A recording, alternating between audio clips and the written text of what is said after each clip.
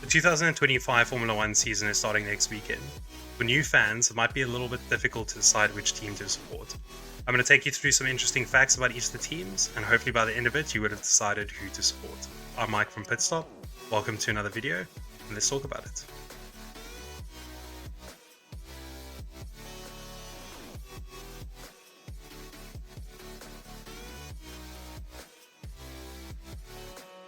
So in 2004, Jaguar Formula One were bought over by a certain energy drinks company, which we'll come to, led and still being led by then the youngest team principal ever at 31 years old, Christian Horner. Because of his age and the way that he led the team, they would be known as the party team. They're like the dorp, as we would say in South Africa. But it didn't take long for them to become an incredibly successful team. Sebastian Vettel won 4 championships in a row from 2010 to 2013. Their success would then take a little bit of a break, but in 2015, a certain Max Verstappen joined the team. He was the youngest Formula One driver to join at 17 years old, and he was sort of the teammate killer. A whole bunch of teammates ended up kind of getting fired or moving away just because he was so much more successful than them. But after winning 4 championships, 2021 to 2024, they kind of dropped off a little bit in terms of performance. And a new driver would team up with Verstappen, the young New Zealander Liam Lawson. Going into the new season, it's going to be interesting to see where Liam Lawson sits next to Max, and it's quite an exciting lineup. He's the future of Red Bull, and well, we hope he's the future of Red Bull. It depends how much or how long he lasts as Max Verstappen's teammate. But it's quite an exciting, team to follow. Then moving over to their 2021 constructors rivals, Mercedes-AMG Petronas, or however you are supposed to say their name. So they've got a very long history in Formula One, starting in 1954, but they didn't stay in Formula One for very long. And that was unfortunately due to a terrible accident that happened at the 24 Hours of Le Mans in 1955. Where their driver barreled into the crowd, killing himself and 80 spectators. Mercedes would decide not to compete in Formula One for a very long time after that. Obviously, they are in Formula One now, and how they got back into Formula One is a story that involves another team, Brawn GP. This is one of the most incredible stories of Formula One. They competed for 1 year in 2009 and won the the Constructors' Championship and the Drivers' Championship with Jenson Button. So in 2010, Mercedes brought them over and fielded the exciting lineup of Nico Rosberg and Michael Schumacher, the 7-time world champion, who was just coming out of retirement. So Nico Rosberg beat Michael Schumacher quite convincingly, and Michael Schumacher would go back into retirement and be replaced by Lewis Hamilton, who is now a 7-time world champion. So quite strong teammates for Nico Rosberg. But in 2016, when he won the world championship and then very surprisingly retired, he became, or now he is, and he probably will always be the only person to beat 2 7-time Formula One world champions in the same machinery. So yeah, good on you, Rosberg. Their lineup now is quite exciting. It's George Russell and Andrea Kimi Antonelli, the 18-year-old. So he's quite exciting. Mercedes started him as the new Max Verstappen, and George Russell proved toward the end of last year that he could be a future Formula One champion as well. So Mercedes definitely have one of the most exciting lineups. So if you're quite a fan of Mercedes or you're choosing who to support, it's definitely something to watch. Moving over to the team that everyone knows, and that's definitely the most famous. If it's red, it's fast, it's Ferrari. So Ferrari are the only team to compete in every F1 season since 1950. That was at its conception as a championship. So they've competed in every season. That's quite wild. That's where Juan Manuel Fangio won his 4th title in 1957. They've won more Constructors' Championships than anyone. That's 16 Constructors' Championships and 15 Drivers' titles. Incredibly, along that way, they won 283 races. Ferrari won 5 championships in a row with the very famous Michael Schumacher, who became a 7-time world champion. They would break the internet in 2024 and skyrocket their shares by 10% by announcing the signing of Lewis Hamilton. So Lewis Hamilton would be partnering Charles Leclerc for the 2025 season, and then in the middle, Fred Vasseur was involved in both their junior careers. So somebody who I said would be the 2025 Drivers' World Champion, partnering a 7-time World Champion under the management of a very, very familiar face to both of them. That's quite exciting. They won their last championship in 2008, but let's hope that that kind of changes and the drought ends. Well, as a McLaren fan, I shouldn't want that. Moving over to a team that you might think is just a really bad back market team, actually has quite an amazing history in Formula One, and that's Williams. So Williams was founded in 1977 by Frank Williams and Patrick Head. They quickly established themselves as quite a strong team. They made their debut at the 1977 British Grand Prix. They are a British team. They have an incredible 114 race wins. That is quite insane for a team that you think maybe isn't that good. So they're only behind Ferrari and McLaren in terms of constructors, which is quite impressive. The team has won the Constructors' Championship 9 times on that note. They also won the Drivers' Championship 7 times with drivers you might know, such as Damon Hill and the great Alan Prost. That is a mistake that I shouldn't make. But unfortunately, moving over to... Well, let's start with something a little bit more exciting, actually, before we get to the tragic news. So in 2012, the worst driver to win a race won a race at the Spanish Grand Prix. Good old Pastor Maldonado. You'll see him there on the shoulders of Kimi Raikkonen and Fernando Alonso, who were world champions at that time. Quite a great image, and I think it's the most we've seen Kimi Raikkonen smile.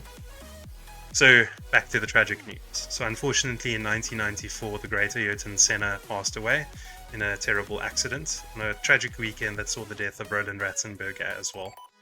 This won't be forgotten in the Williams team, and they keep his memory very, very strong. So it's a family team. After Frank passed away, the reins were handed over to his daughter, but in 2020 they were bought by Doralton Capital, a big investment firm. So concerns that the family values of Williams would disappear were rife, but fortunately they didn't, and Doralton have allowed them to continue that sort of thing about being a family team. So James Vowles took charge, and he has the great drivers of Alex Albon, who's a past Red Bull driver, and the Chile, Carlos Sainz. Carlos Sainz he was a Ferrari driver. Now he is a Williams driver, and that is the end of my accents for the evening. So that is a super exciting lineup, and if you take anything out of preseason testing, I think Williams are going to do quite well, and Sainz is looking really impressive. Now moving over to my personal favorite team, and the team I think everyone should support, is McLaren. So their founder, Bruce McLaren, was a Formula One driver, and he found a lot of success in the Cooper team. But in 1965, he registered or resigned from the Cooper team and formed F1 McLaren Racing Team. They found their first victory at the 1968 Belgium Grand Prix, so it didn't take them too long. That was the start of an incredible journey. So they've competed every year since 1966, so obviously, very, very impressive for them.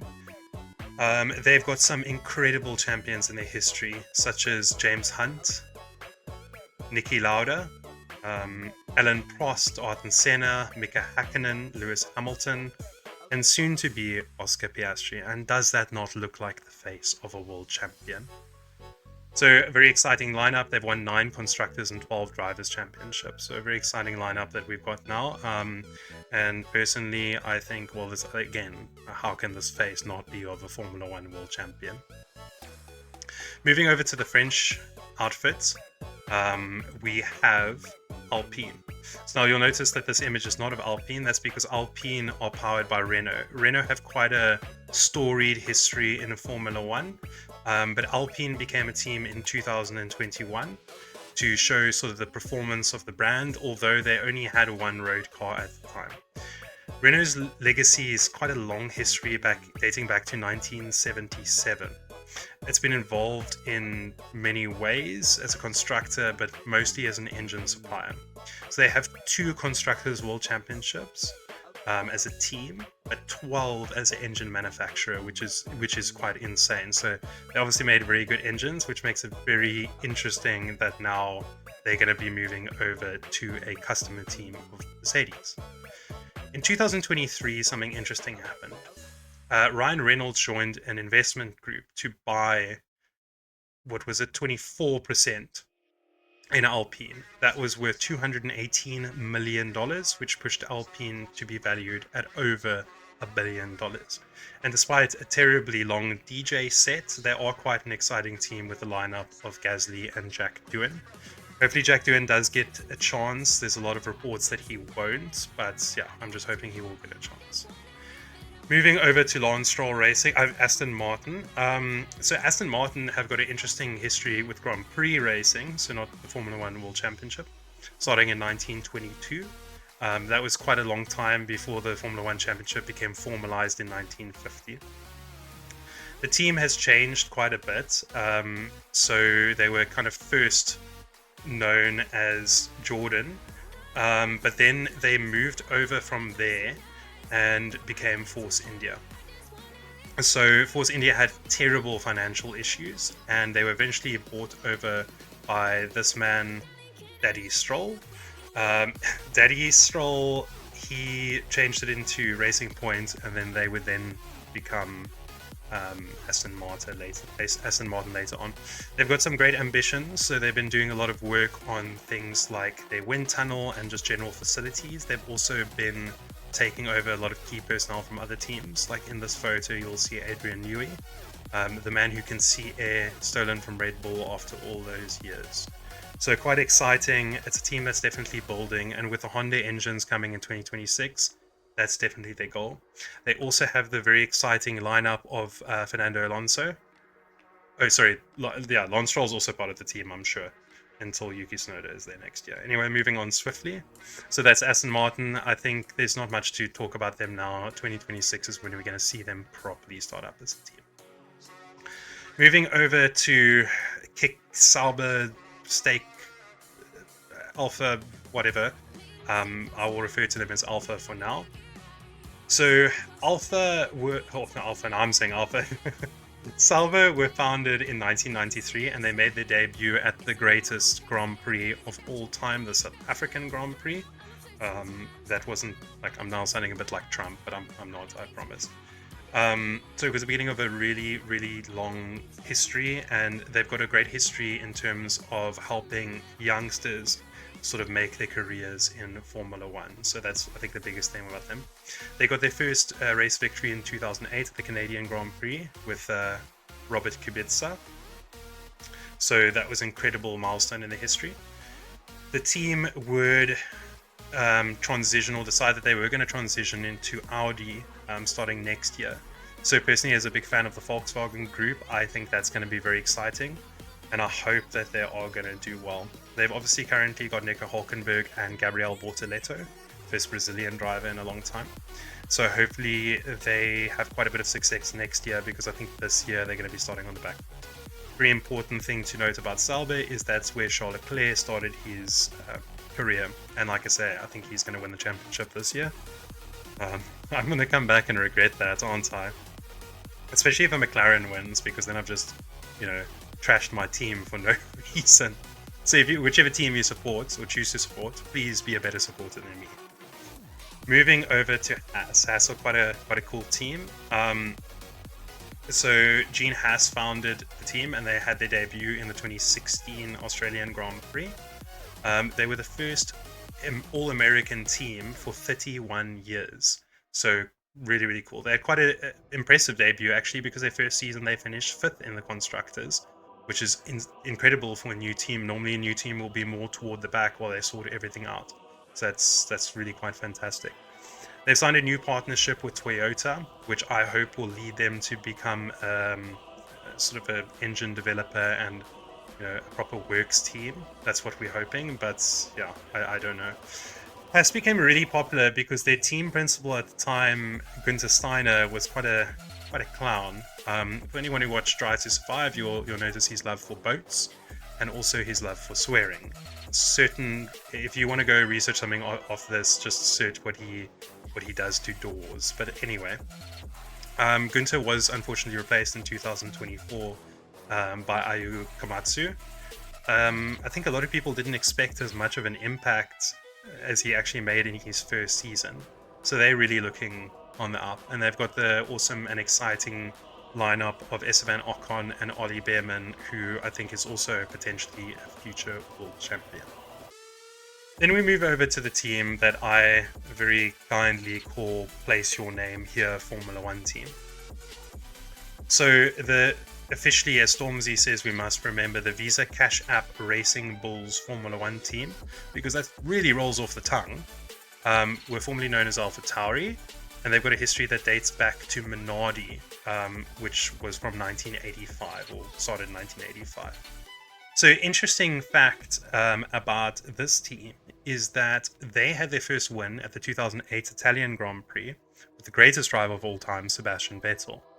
That means that the junior team for Red Bull, which is what they act on, won their first race before the actual Red Bull Formula One team. So very impressive. They have been the factory that pushes out drivers to kind of fail as Max Verstappen's teammate quicker than shoe factories push out shoes, and hopefully that's going to change now. But they've got the lineup of Yuki Tsunoda and Isaac Hadjar coming into this year. It's quite a fiery lineup. They both like their swears, and they can both be a little bit hot-headed. So quite an exciting lineup, I think, to watch just from maybe a comedic standpoint. So yeah.